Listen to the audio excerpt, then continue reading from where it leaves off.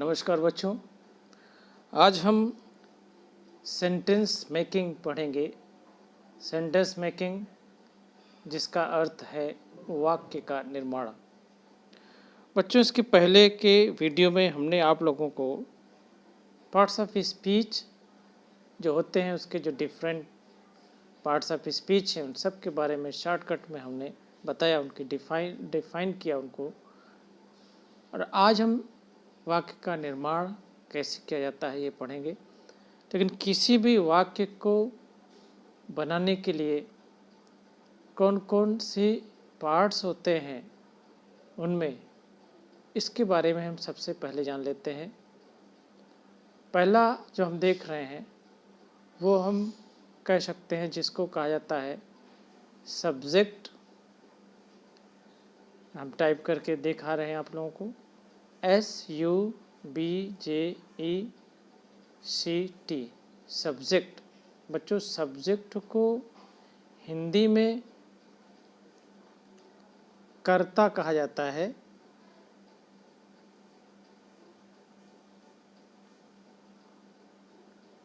कर्ता। अब कर्ता का अर्थ होता है किसी कार्य को करने वाला। फिर उसके बाद जो दूसरा जो महत्वपूर्ण रोल है जिन शब्दों का, वो है वर्ब। वर्ब को क्या कहते हैं बेटा? उसको हिंदी में कहा जाता है क्रिया। उसको क्या कहते हैं? उसको हिंदी में क्रिया कहा जाता है। ये हम लिख रहे हैं, इसलिए इसमें थोड़ा सा टाइम लग रहा है, आप लोग देख रहे हैं। और जो तीसरा महत्वपूर्ण पार्ट होता है उसको कहते हैं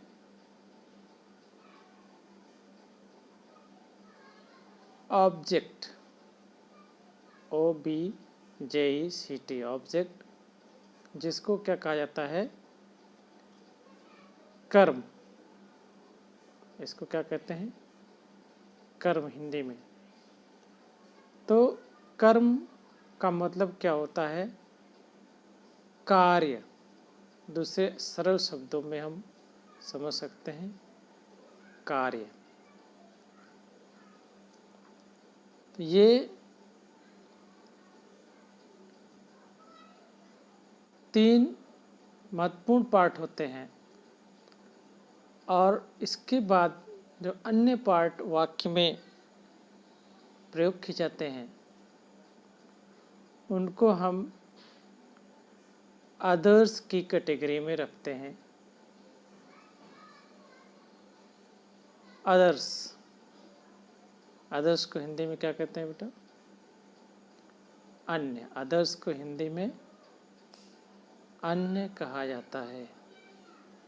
इसके अंतर्गत और भी शब्द आते हैं जिसके अंतर्गत एडवर्ब आता है।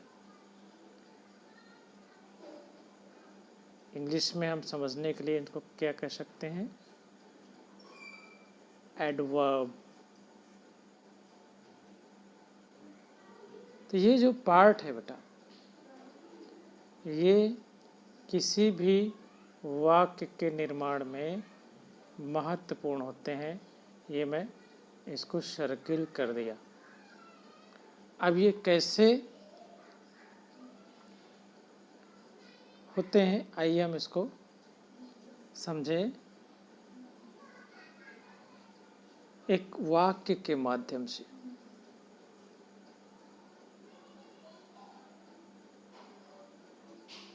कोई भी वाक्य हम लिखते हैं, पहले हम हिंदी में कोई वाक्य लिखते हैं जिससे आप लोगों को समझने में आसानी हो। हमने लिख दिया, मोहन किताब पढ़ता है। जो मोहन किताब पढ़ता है,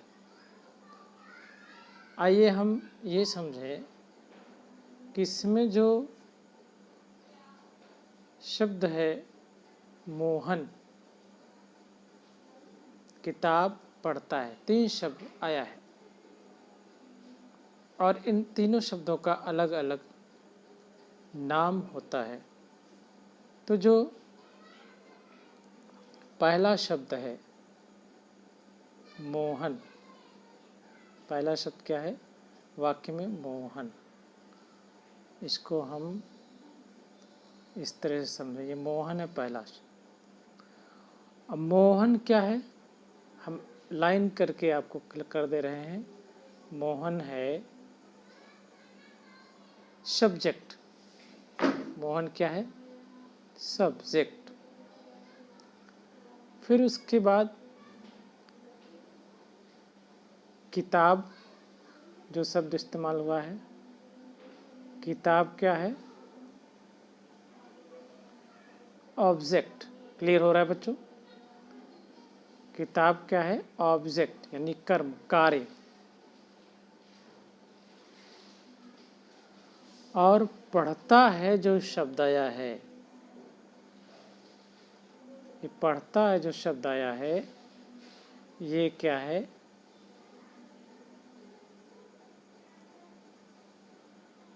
क्रिया। क्लियर हो रहा है? अलग अलग। अब आप कहेंगे इसमें अन्य एडवर्ब नहीं आया है। तो अगर हम मोहन किताब पढ़ता है,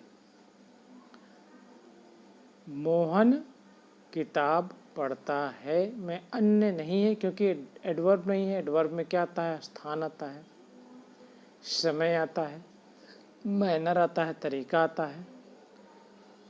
तो अगर हम इसमें कहते हैं मोहन कमरे में किताब पढ़ता है, किताब और मोहन के बीच अगर हम कोई प्लेस कर देते, कमरे में, मोहन कमरे में किताब पढ़ता है, तो जो कमरे में है ये स्थान है बच्चों, इसलिए ये इसको ये क्या किसके अंतर्गत आता है? ये एडवर्ब के अंतर्गत। यानी कि इसको हम क्या कहेंगे? एडवर्ब शॉर्टकट में ऑफ प्लेस, क्योंकि ये स्थान बता रहा है। तो ये इसके क्या हुए? कंपोनेंट्स ऑफ द सेंटेंस, वाक्य के निर्माण करने वाले घटक। बच्चों ये हिंदी में हमने बताया। अब जरा इसको किसी अंग्रेजी के वाक्य के माध्यम से समझते हैं। जैसा कि हमारा टॉपिक सिर्फ आज है सेंटेंस मेकिंग, तो अब हम इसको इंग्लिश का कोई सेंटेंस लिख के आपको बता रहे हैं कि क्या अंतर आता है। बच्चों हम पेन से लिख रहे हैं तो इसलिए थोड़ा ध्यान देना। मोहन किताब पढ़ता है, क्या होगा? Mohan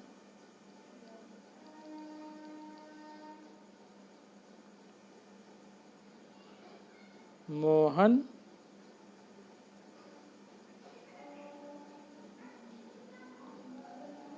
reads a book.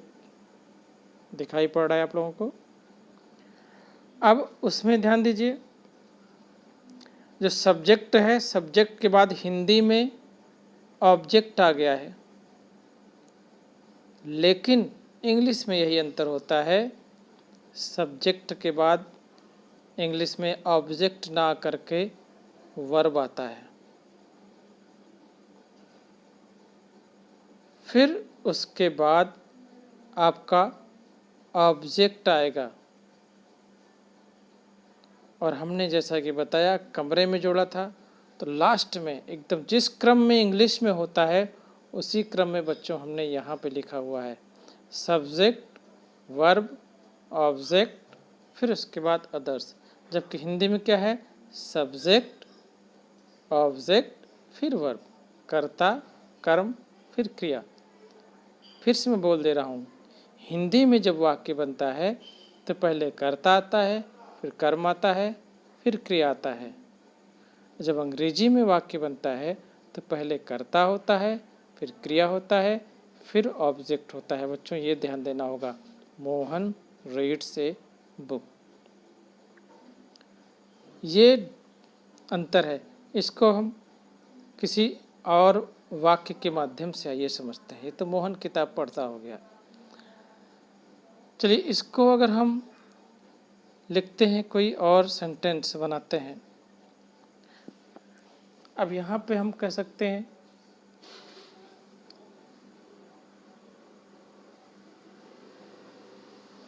Ravi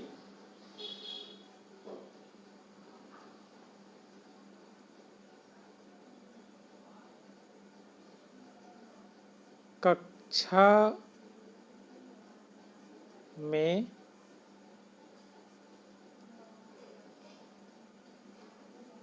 खेलता है।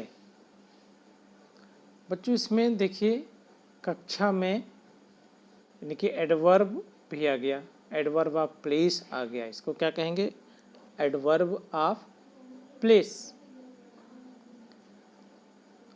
और जब हम इसको इंग्लिश में ट्रांसलेट करेंगे तो यहाँ पे जो इसका सेंटेंस मेकिंग है उसको ध्यान दीजिएगा, क्या चेंजेस आते हैं। वो हो जाएगा रवि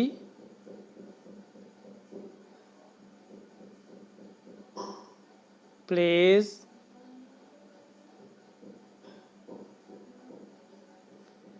इन द क्लासरूम। ये आपका सेंटेंस हो गया इंग्लिश में। अब इसके क्रम को समझें हम। जब हम इसके क्रम को समझेंगे तो आपने देखा ये जो पहले नंबर पे आया आपका, ये क्या है? सब्जेक्ट। फिर उसके बाद पहले ही बताया इसी क्रम में हो रहा है सब्जेक्ट। प्लेस क्या है? प्लेस है आपका वर्ब।